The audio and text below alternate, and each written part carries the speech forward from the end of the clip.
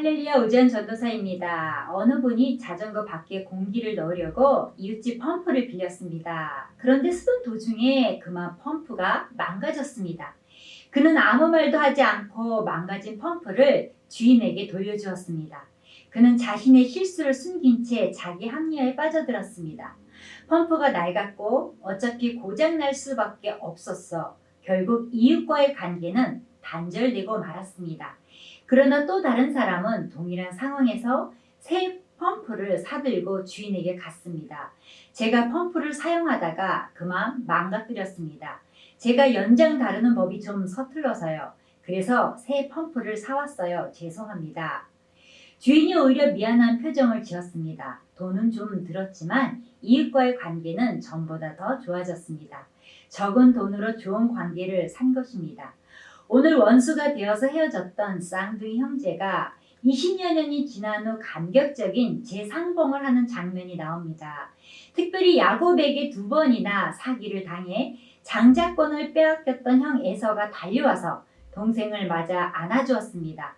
피해자가 먼저 사랑으로 용서해 줌으로써 피차 눈물 흘릴 정도로 완전한 화해가 이루어졌습니다. 오늘은 화해의 기원으로 성경을 배워 오 전도사와 함께 하시겠습니다.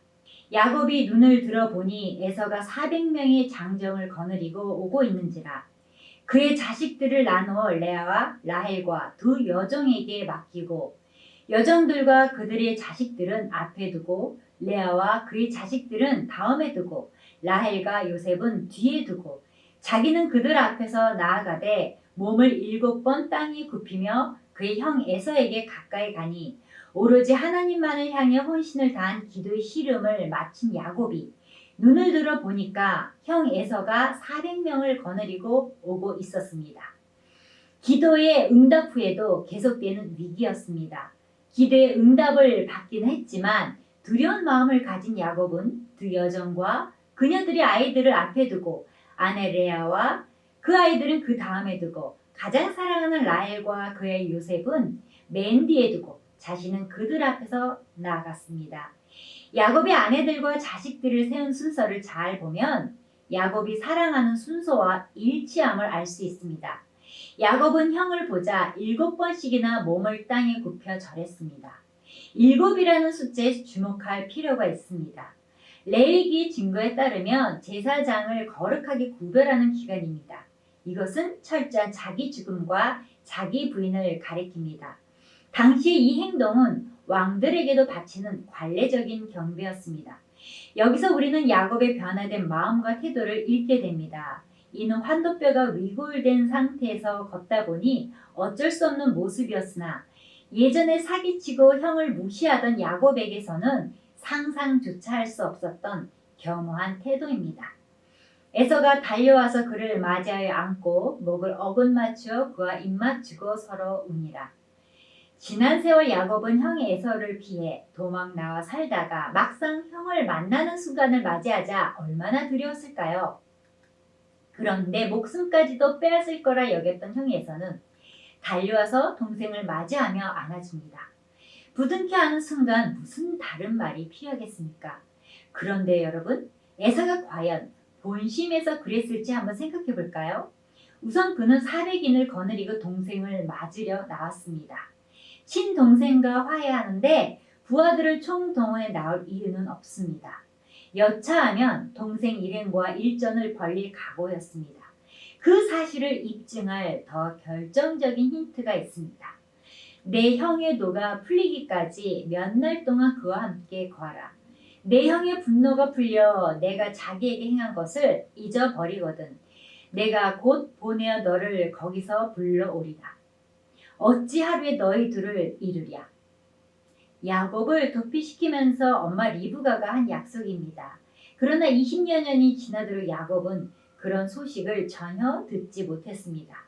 리브가 입장에선 쌍둥이 형제가 원수로 지내는 것이 너무 안타까워 에서의 마음을 돌리려 계속 최선을 다해 설득했을 텐데도 그 모든 노력이 수포로 돌아갈 만큼 야곱에 대한 저주가 극심했다는 뜻입니다. 그러나 그 용서가 단순히 물질 욕심에 가식적으로 하는 것은 아니었습니다. 만약 순전히 예물이나 야곱의 항복에만 이끌렸다면 먼저 달려와서 안고 눈물까지 흘리며 용서하지는 않습니다. 용서는 분명 진심에서 나온 것이었습니다. 정작 우리가 따져보아야 할 것은 그 긴 세월 동안 동생에 대한 분노를 떨쳐버리지 못하던 자가 진심으로 용서할 만큼 돌변하게 된 까닭은 무엇 때문일까요? 이것은 하나님께서 개입해 주신 것입니다. 형 에서로 하여금 야곱의 모습을 먼 발치에서부터 보게 만드셨습니다. 에서의 입장에서 볼 때 처음에는 자신을 향해 절뚝거리며 걸어오고 있는 사람이 누구인지 분간할 수 없을 정도로 희미하였습니다. 가까이 다가갈수록 절뚝거리며 걸어오고 있는 사람이 야곱임이 분명해졌습니다. 에서가 보기에 기가 막힌 모습이었습니다. 서로 보지 못하고 지낸 세월 동안 도대체 어떤 일이 있었는지 궁금해질 싶을 정도로 안타까웠습니다. 오래전부터 마음속 깊이 품고 있었던 원통함이 순식간에 눈 녹듯 사라졌습니다. 만나면 반드시 죽이고 말겠다며 벼르고 있었던 사리가 순식간에 눈 녹듯 사라지고 오히려 너무나 불쌍해졌습니다. 자기도 모르게 말에서 뛰어내려 야곱을 끌어안을 수밖에 없었습니다. 피해자가 먼저 사랑으로 용서해 줌으로써 피차 눈물 흘릴 정도로 완전한 화해가 이루어졌습니다. 하나님께서 얼음보다 차가운 에서의 마음에 은혜와 사랑의 온기를 심어주셨기 때문입니다. 이것은 하나님께서 개입해 주신 것입니다. 이것뿐만은 아닙니다. 또한 에서가 돌변하게 된 까닭은 무엇보다도 야곱이 이전과는 완전히 달라졌기 때문입니다. 그것도 에서가 순전히 그의 얼굴 표정이나 태도만 보고도 느낄 정도로 변화되었습니다. 이전에 사기꾼이었다는 징후는 도저히 찾으려야 찾을 수 없었습니다. 7번이나 자기를 향해 굽실거리며 절을 해도 비굴하거나 가식적이거나 어떤 의도를 숨긴 모습이 아니라는 것을 확연히 알 수 있었던 것입니다. 형에 대한 진정한 존경과 화의 열정이 묻어져 나왔습니다. 이 놀라운 변화, 이 엄청난 은혜는 야곱의 기도를 들으신 하나님의 사랑의 힘 때문임을 믿으시기 바랍니다. 잠언 16장 7절 말씀입니다.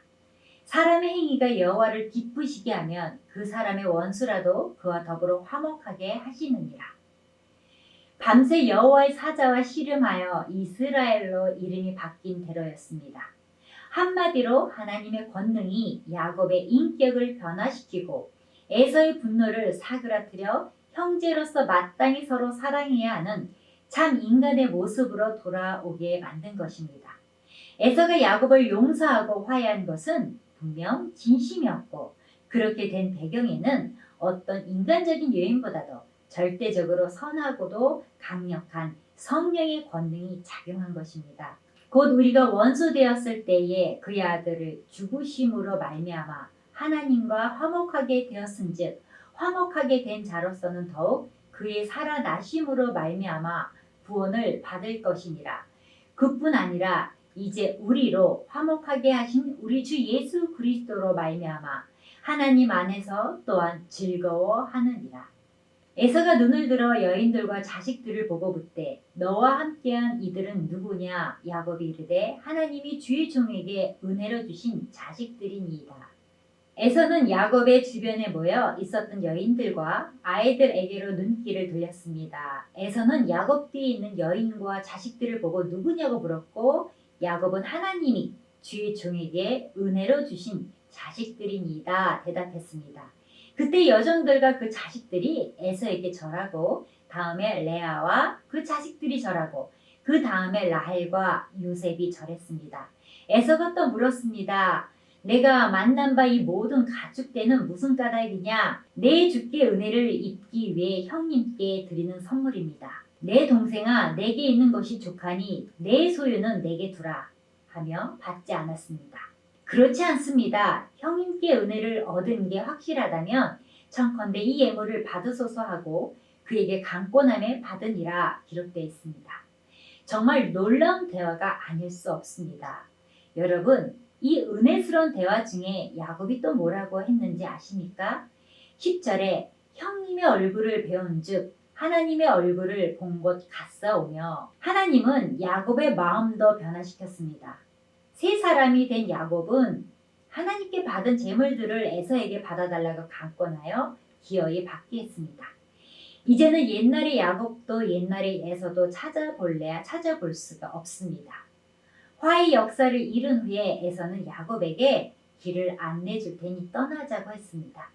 그러나 야곱은 그동안 먼 길을 왔기 때문에 유약한 아이들이나 가축의 새끼들이 너무 지쳐서 하루만 과히 몰면 다 죽을지 모르니 앞서가시면 우리가 천천히 세일로 가서 찾아뵙겠다고 했습니다. 그러자 동생과 동생의 가족들을 사랑하는 마음으로 에서는 자기의 종자 몇 사람을 남겨주어 호위토록 하겠다고 제안했지만 야곱은 그 제안마저 정중하게 사양했습니다. 이날에 에서는 세일로 돌아가고 야곱은 숫곳에 이르러 자기를 위하여 집을 짓고 그의 가축을 위하여 우릿간을 지었으므로 그 땅 이름을 숫곳이라 부르더라. 야곱이 밧단 아람에서부터 평안히 가나안 땅 세겜 서급에 이르러 그 성읍 앞에 장막을 치고 그가 장막을 친 밭을 세겜의 아버지 하몰의 아들들의 손에서 베크시타에 샀으며 거기에 제단을 쌓고 그 이름을 엘 엘로헤 이스라엘이라 불렀더라.